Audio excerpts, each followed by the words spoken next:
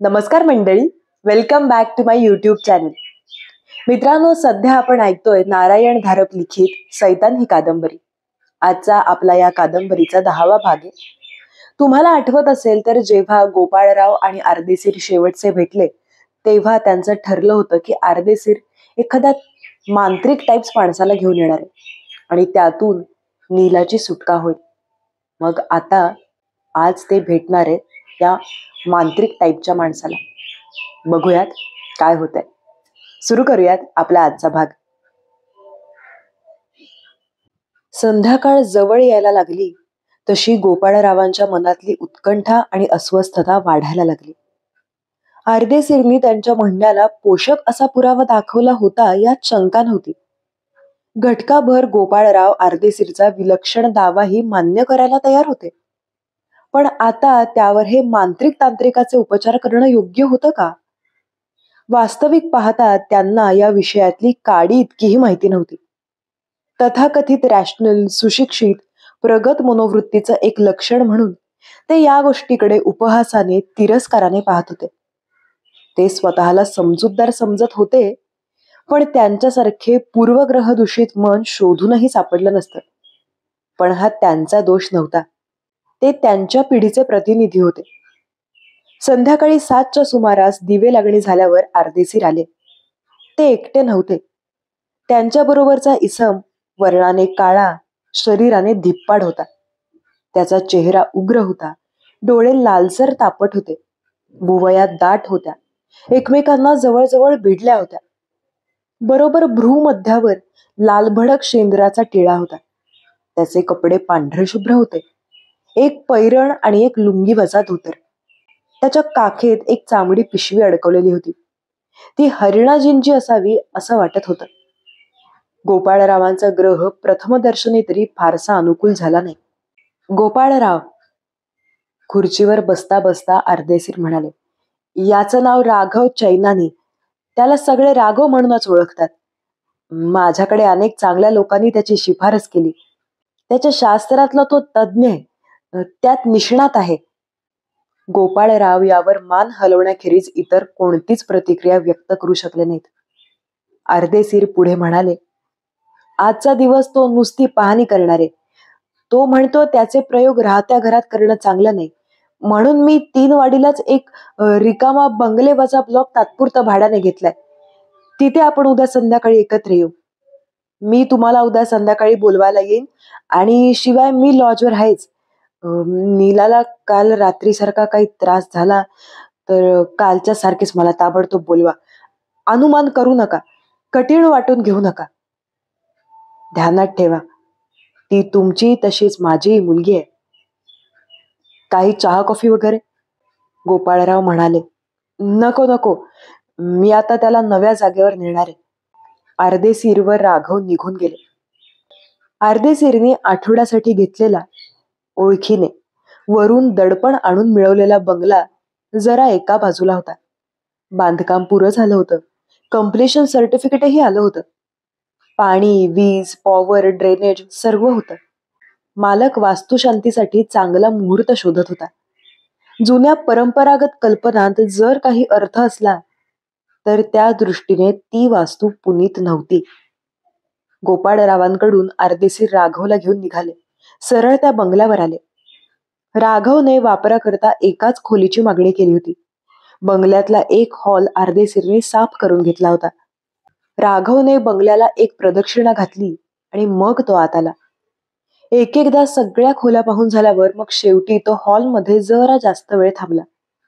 शेवटी अर्देशीरकडे वळून म्हणाला, ठीक आहे, ही जागा चालेल.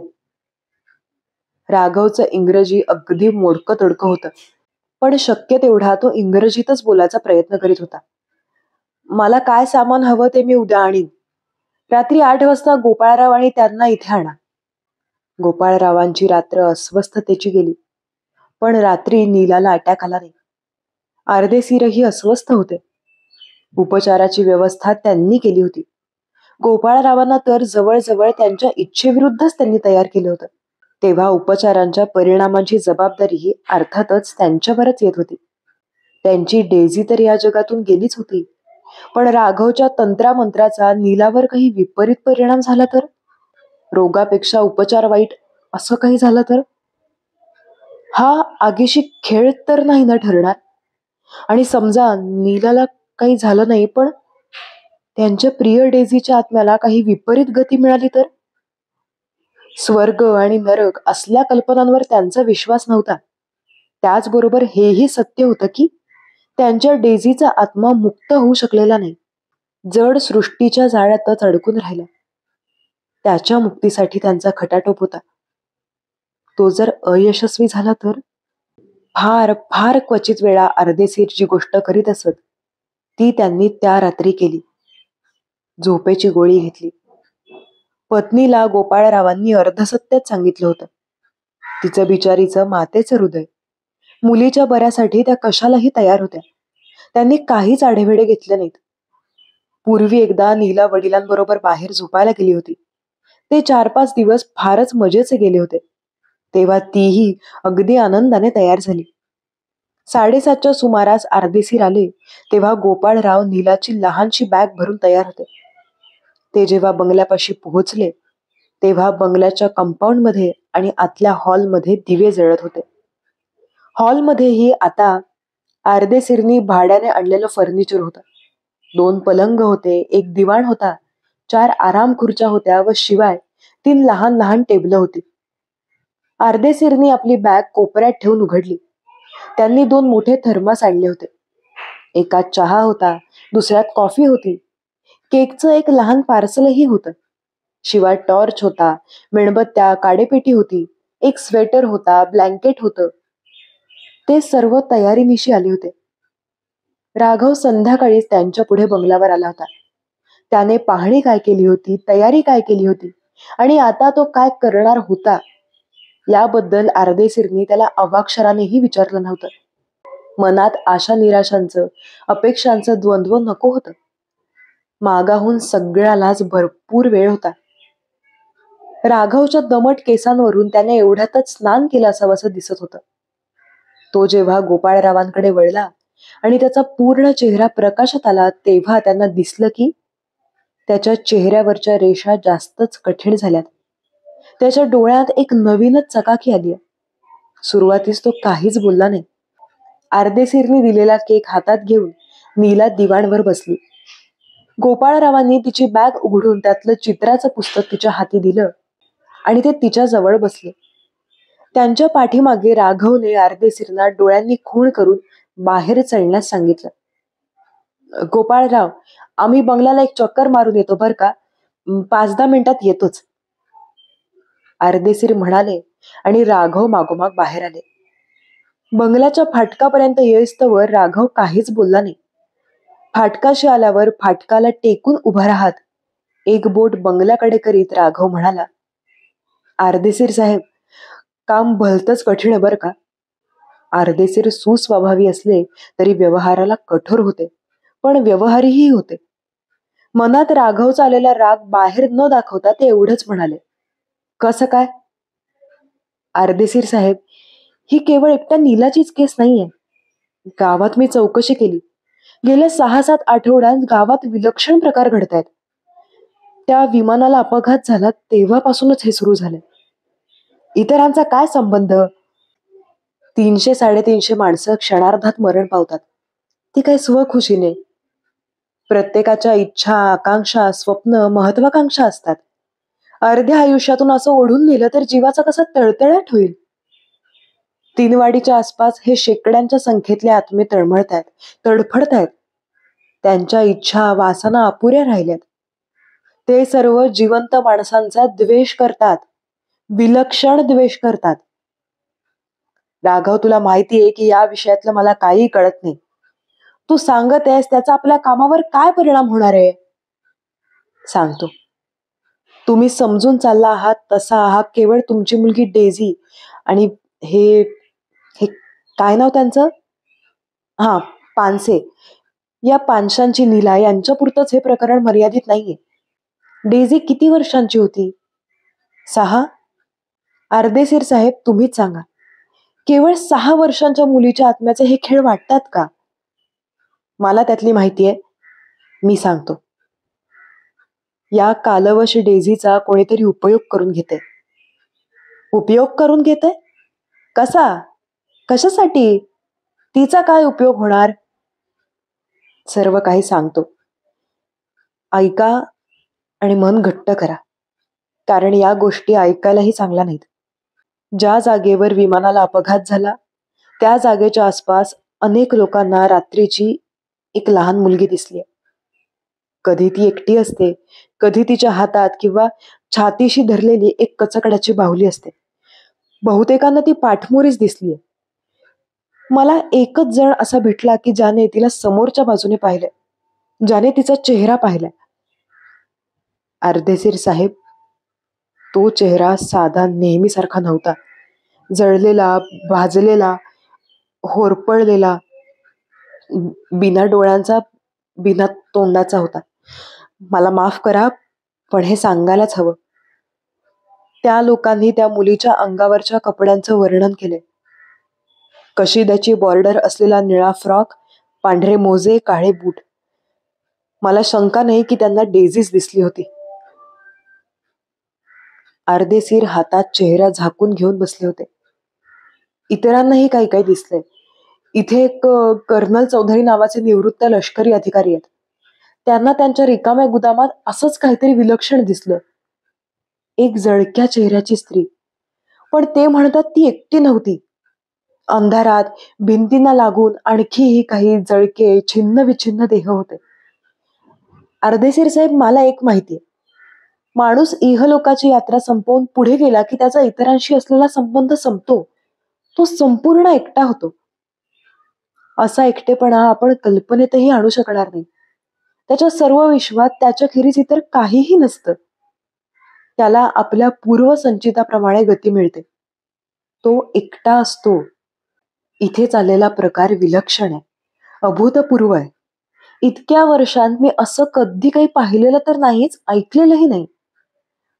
पछाडण्याचे प्रकार अनेक असतात, पण अशी एकच जागा अनेकांनी संघटितपणे झपाटणं हे विलक्षणच आहे.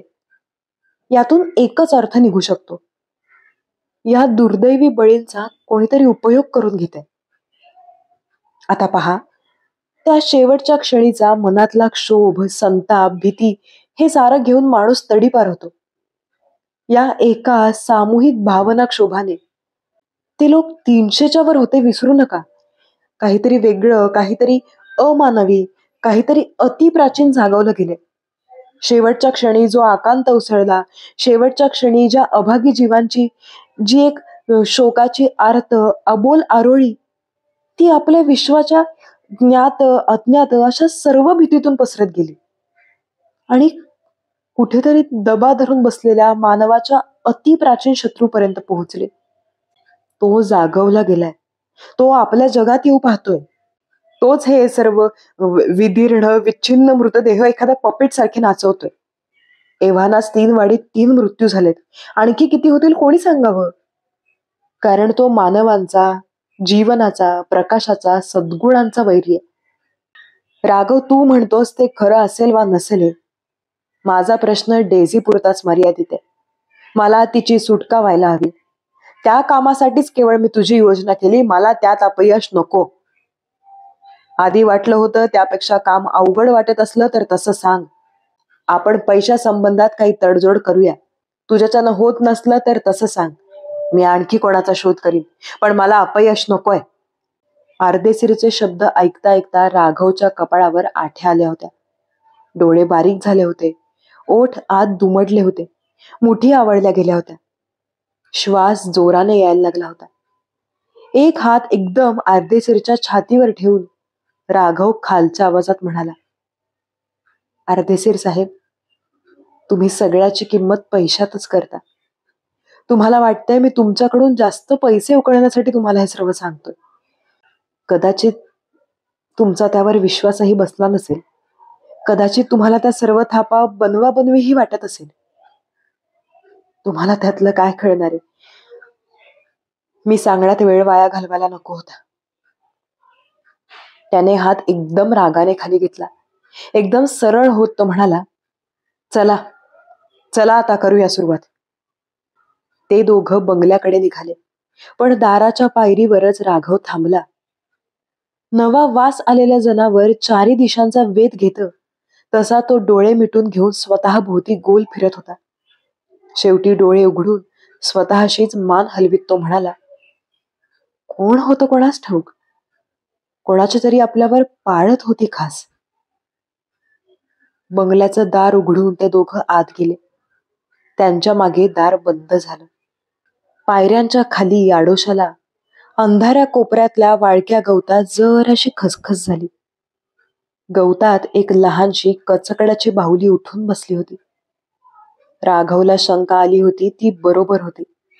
राघव आणि अर्देशीर बंगल्याच्या फाटकापाशी बोलत असताना ही लहानशी बाहुली आपल्या कचकड्याच्या गुलाबी गुळगुळीत चकचकत्या पावलांवर साऱ्या बंगल्याचं निरीक्षण करून आली होती आणि मग पायऱ्यांखालच्या अंधारात गवतात लपून बसली होती. राघवला शंका येताच बाहुलीतली चेतना एकदम नष्ट झाली होती आणि ते कचकड्याचं साधं मोडकं खेळणं होऊन कोपऱ्यात पडलं होतं. आता पुन्हा एकदा त्याच्यात चेतना आली होती. निळे बटबटीत डोळे दिशांचा वेध घेत होते. जळत्या होरपळलेल्या वितळलेल्या चेहऱ्याची मान हलायला लागली होती. बाहुली उभी राहिली. लहान लहान पावलांवर चालत आली. लहान लहान पायांवर पायऱ्या चढून वर आली. 9 वाजले होते. नीला पेंगायला लागली होती.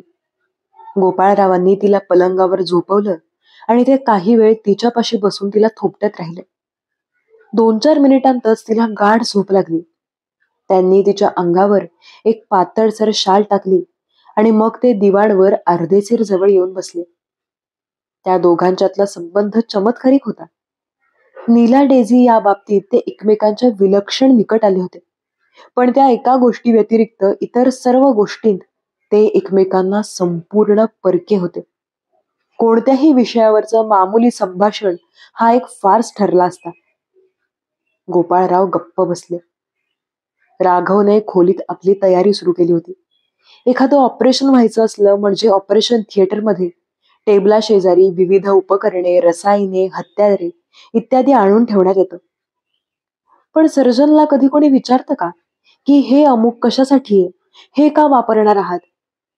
पण एखाद्या मांत्रिकाने आपला पसारा मांडला की प्रत्येकाला वाटतं त्याची उलट तपासणी घेण्याचा आपल्याला हक्क आहे आणि तो काय सांगेल ते समजण्या इतकी आपल्याला अक्कलही आहे. म्हणून तो विचारायला लागतो, ही मध्ये मोकळी जागा कशाला? ही लाल पांढऱ्या रेषांची आकृती कशासाठी काढली आहे? त्याचा अर्थ काय? या बाटल्यांतून हे वाळकं सुरकुतलेलं काय ठेवलंय? ही कवटी इथे कशासाठी ठेवली? हे अंगारे भस्म कसले? या 5 मेणबत्त्या कशासाठी लावता आहात? आणि 5च का? अर्देशीर व गोपाळराव समजदार आसामी होते. ते राघवची तयारी नुसती पाहत होते. शेवटी सर्व काही त्याच्या मनासारखं झालं. दिवाणवरच्या दोघांकडे वळून तो म्हणाला, आता 9:30 वाजलेत. 10:30 पर्यंत मी काहीही करणार नाही. तोपर्यंत तुम्ही दोघं जरा पडलात तरी चालेल. मी तुम्हाला हाक मारेन. दोघांनी मान हलवली, पण ते दोघं जागचे हल्लेही नाहीत. ते आता अशा एका कामासाठी इथे आले होते की मनावरचा ताण हलका होणं, विश्रांती घेणं हे शक्यच नव्हतं. आम्ही झोपणार वगैरे नाही. वाटलं तर मध्येच एकदा बाहेर जाऊन येऊ, गोपाळराव म्हणाले. राघव त्यांच्याकडे जरा चमत्कारिक नजरेने पाहत म्हणाला, बाहेर जा, पण बंगल्यापासून फार दूर जाऊ नका. शक्य तर दारापाशीच थांबा. का? अर्देशीर म्हणाले. राघवने स्वतःशीच मान हलवली. का? कारण बाहेर धोका आहे. मला एव्हानाच जाणवायला लागलाय. हा प्रकार साधा नाहीये अर्देशीर साहेब. मी मगाशी म्हणालो ना, आपल्यावर कोणाची तरी पाळत आहे, अजूनही आहे. मला या गोष्टी कशा जाणवतात हे विचारू नका, पण माझ्यावर विश्वास ठेवा. 3 वाडीत मी कालची रात्र हिंडत होतो. रात्री त्यांचा संचार चालू होता. तुम्ही सांभाळून राहा. राघवच्या प्रत्येक शब्दाबरोबर गोपाळरावांच्या अंगावर सरसरून काटा उठत होता. हा राघव खरोखर त्यातला जाणता होता का केवळ त्यांच्यावर छाप मारण्यासाठी ही सारी बनवाबनवी करीत होता? त्यांनी अर्देशीरकडे पाहिलं.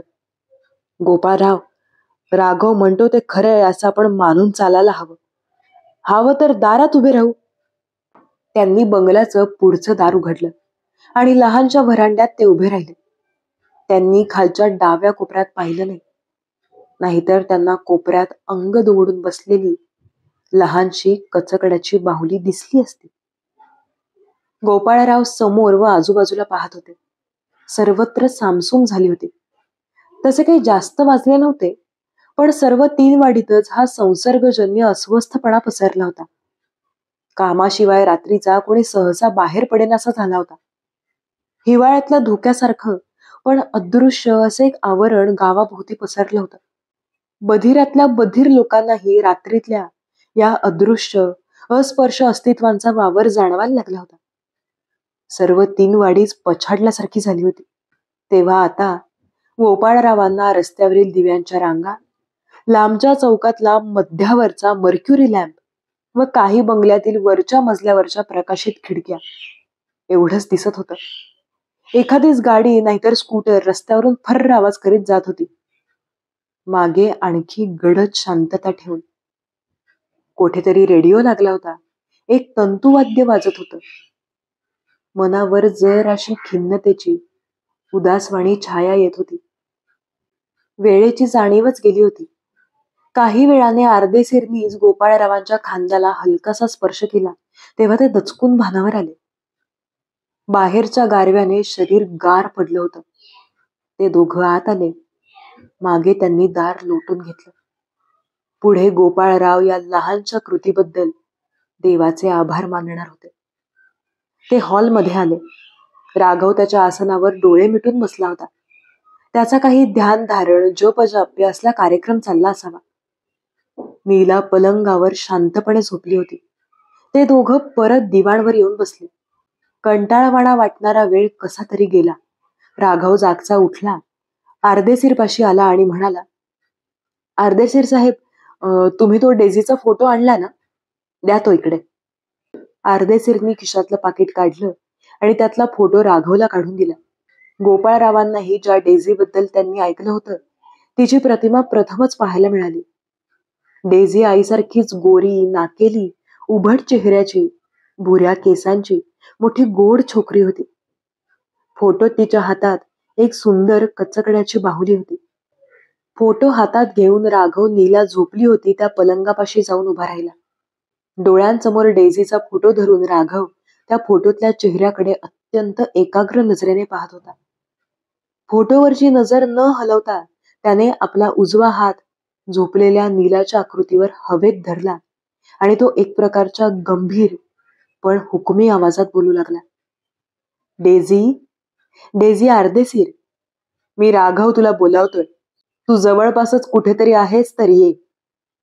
डेझी, डेझी अर्देशीर, आत्ताच्या आत्ता इथे ये. कशाची अपेक्षा करायची हेच गोपाळरावांना समजत नव्हतं. ते एकदा राघवकडे आणि एकदा निद्रिस्त नीलाकडे पाहत होते. त्यांच्या नकळत त्यांनी आपल्या हातांच्या मुठी आवळल्या होत्या. श्वास छातीत रोखून धरला होता.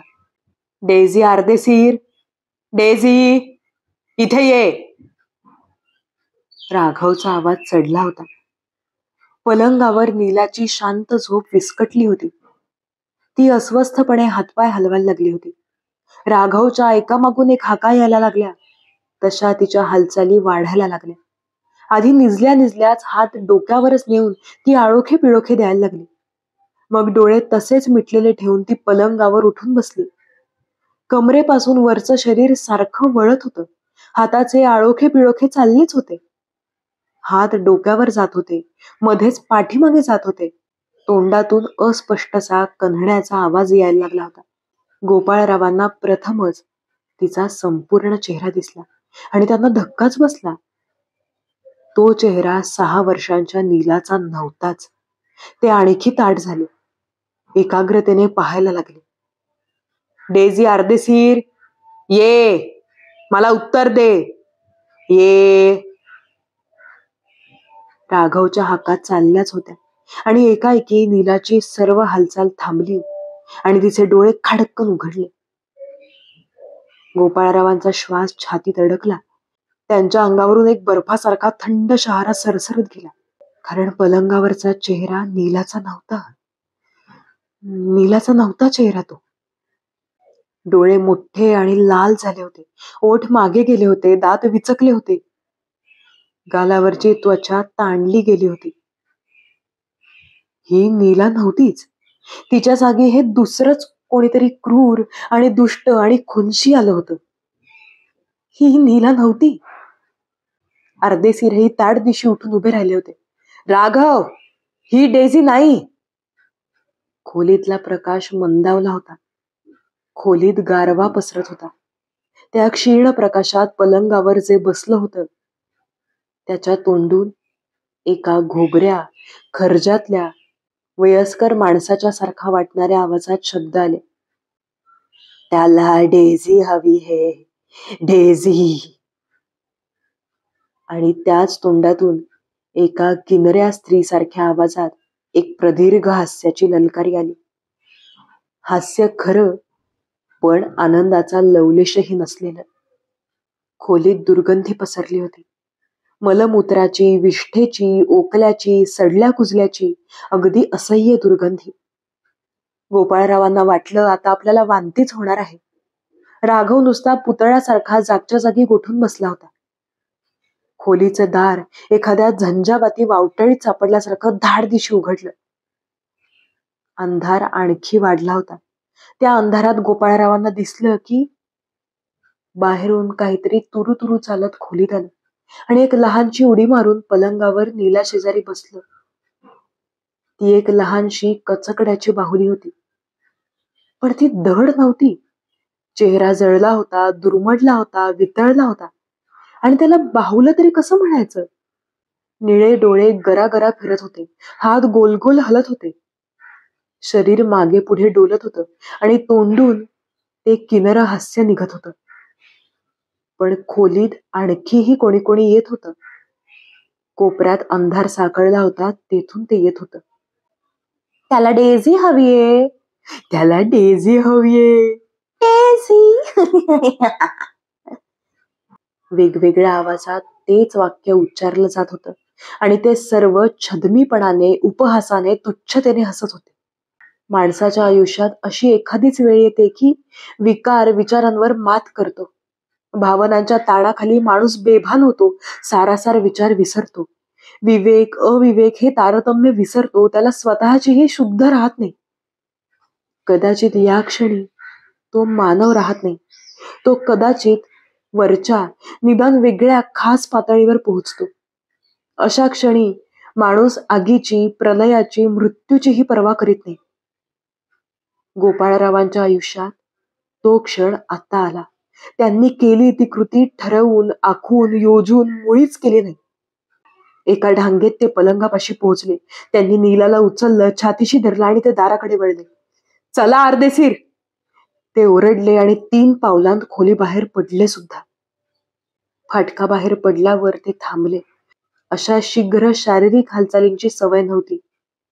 श्वास धापांनी येत होता, काळीज धडधडत होतं, हातपाय कापत होते. डोळे मिटून ते फाटकाला टेकून उभे होते, दम परत येण्याची वाट पाहत. आणि तेवढ्यात अर्देशीरही त्यांच्यापाशी येऊन पोहोचले. गोपाळरावांचा खांदा हलवत ते म्हणाले, गोपाळराव, नीला कशी आहे? आता प्रथमच गोपाळरावांना खाली हातातल्या नीलाकडे पाहायचं सुचलं. पण नीला शांतपणे झोपलेली होती. मगाशी तिच्यात जे काही अशुभ अभद्र संचारलं होतं ते मागे खोलीतच राहिलं होतं. त्यांची नीला सुखरूप होती. देवाचीच कृपा. Gopalrao, I am sorry. तुमच्या मनाविरुद्ध मी तुम्हाला यात भाग घ्यायला लावला. माझी देवापाशी एवढीच प्रार्थना आहे की तुमच्या नीलाला काही अपाय न हो. तुम्ही आता तिला घेऊन घरी जा. मला त्या बंगल्यात परत जायला हवं. अर्देशीर, तिकडे परत कशासाठी जाता? तिथे आकांत मजलाय हो. पण राघव तिथे नाही का? तो एकटाच आहे. त्याला काही मदत लागली तर? तो माझ्यासाठी आला आहे ना, त्याला सोडून कसा जाऊ? गोपाळराव, तुम्ही जा. मी 1-2 दिवसांत तुमची गाठ घेतोच आहे. जा, नीलाला घेऊन जा. अर्देशीर मागे वळले आणि त्या बंगल्याकडे निघाले. गोपाळराव तिथे जास्त वेळ थांबलेच नाहीत. झोपलेल्या नीलाला तशी छातीशी धरून ते सावकाश सावकाश घराकडे निघाले. मनात दिशाहीन भन्नाट विचारांचा कल्लोळ माजला होता.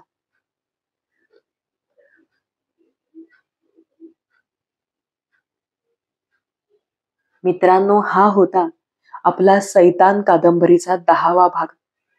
मला वाचताना सुद्धा आणि आत्ता रेकॉर्डिंग करताना सुद्धा प्रचंड भीती वाटली होती. अक्षरशः मला थरथरायला होत होतं. पुढे काय होणार आहे, पुढे काय होणार आहे, अशी खूप भीती दाटून आली होती मनात. पण शेवटी जेव्हा नीला सुखरूपपणे बाहेर पडली तेव्हा गोपाळरावांइतकंच मलाही हायसं वाटलं. आता खूप मोठा प्रश्न हा उरतो की अर्देशीरचं, राघवचं आणि त्या घरात शिरलेल्या इतर सावल्यांचं झालं काय? आणि डेझी नीलाच्या शरीरात का आली नव्हती? या सगळ्या प्रश्नांची उत्तरं आपल्याला मिळतील पुढच्या भागांमध्ये. आणि ती जाणून घेण्यासाठी पुढचे सगळे भाग नक्की ऐकत राहा. आणि अर्थातच तुम्हाला वाचन आवडत असेल, हे व्हिडिओज आवडत असतील, तर चॅनलला सबस्क्राईब करायला अजिबात विसरू नका. तुमच्या इतर भयकथा प्रेमी मित्रमैत्रिणींबरोबर या कथा आपलं चॅनल नक्की शेअर करा. भेटूयात लवकरच सैतान कादंबरीच्या पुढच्या भागात. तोपर्यंत धन्यवाद आणि थँक्यू.